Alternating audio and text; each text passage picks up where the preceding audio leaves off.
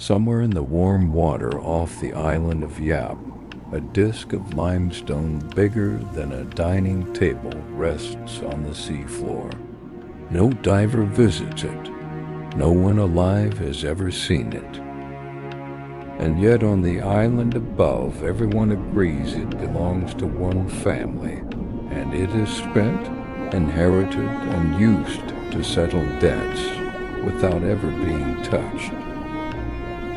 This is money you cannot lift, cannot hide, and in this one famous case cannot even find.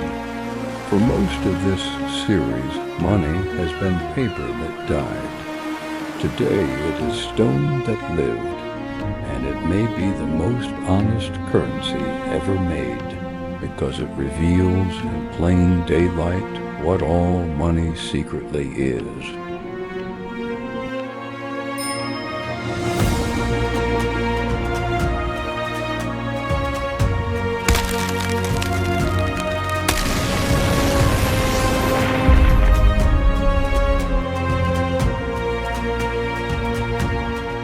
The Yapese called them rye, wheels of pale limestone with a hole cut through the middle for a carrying pole, ranging from the size of your hand to 12 feet across.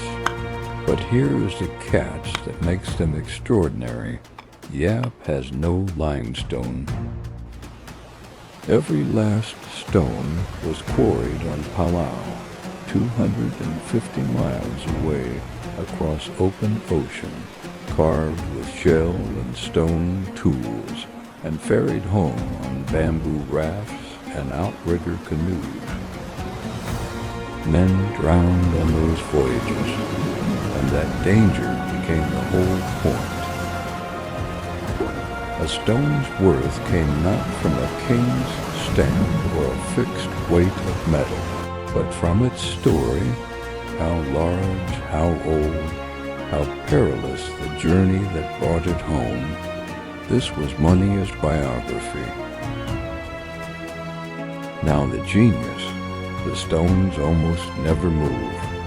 A rye the size of a millstone might stand outside a village for generations while its ownership changes hands a dozen times. A payment was simply a public announcement. This stone is now yours. No deed, no vault, no clerk. The transfer lived in the shared memory of the entire community.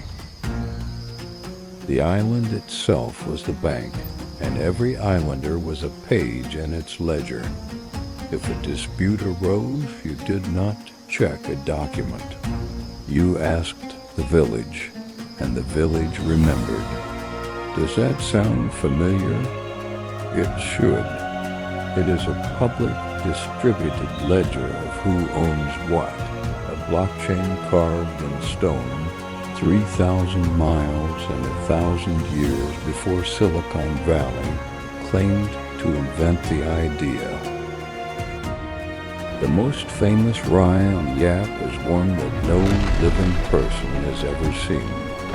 Generations ago, a crew was towing an enormous stone horn when a storm caught them. To save their own lives, they cut it loose and it sank into deep water. They came back with nothing but a story, and the island believed them. The stone was real. It was huge. Its loss was no one's fault, so its value simply stood. That family was rich, and everyone treated them as rich, over a fortune resting untouched on the ocean floor. Centuries later, an economist named Milton Friedman held this story up as the purest illustration in history of a truth that bankers hate to say out loud. Money is not the object. Money is the belief. Proof that the money was pure belief arrived in 1899 when Germany bought these islands and wanted roads built. The Yapese, rich in stone and utterly indifferent to German marks, refused the work. So the colonial administrator invented a devastating tax. His agents walked the island and painted a black cross on the most valuable rye, declaring each one forfeit to the crown. He never moved a single stone. He simply edited the ledger, announced that the wealth was no longer theirs, and it worked. Roads appeared across Yap within weeks. When the labor was done, the crosses were wiped away and the fortunes restored. A man with a paintbrush had just run a monetary policy and proved that the stones were never really the money. The agreement was. So why isn't Yap still trading in stone? Not because the system failed, but because a better armed one arrived. Under German, then Japanese, then American rule, the great wheels were hauled off as ballast, carted away as curiosities, and finally outcompeted by an easier money, the coin and then the dollar.